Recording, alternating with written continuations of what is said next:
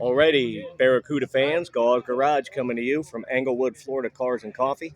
And you're looking at a supremely good condition 1964 Plymouth Barracuda.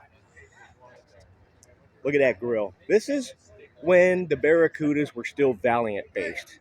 Um, this is first generation. Obviously, you can see the engine has been upgraded and tweaked. And let's see. Very nice. MSD. I bet you this thing goes like stink. But in any event, the reason why I wanted to take this because you don't see these in this kind of condition very often. Um, the aftermarket doesn't support these cars as much as they do the newer ones, and especially not the Cuda 70 on. Um, but yes, whoever did this car, they did a fantastic job. All the trim is very nice. And really, what makes these famous is that huge back window.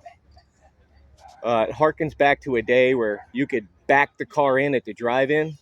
You fold those seats down, if they fold down, and you can watch the movie through the window and still make out with your girl. All right.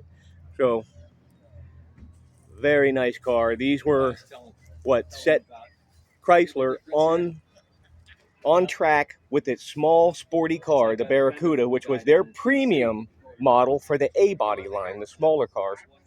And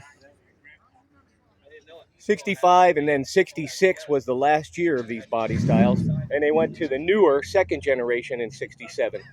But this particular example, obviously that looks like a 340 because it's or a 360, got the distributor in the back. And from what I can see, the interior looks very nice.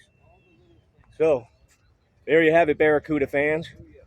Big, large back window for the drive-in, and you can have fun. This is Gause Garage, Englewood, Florida Cars and Coffee. Thank you very much.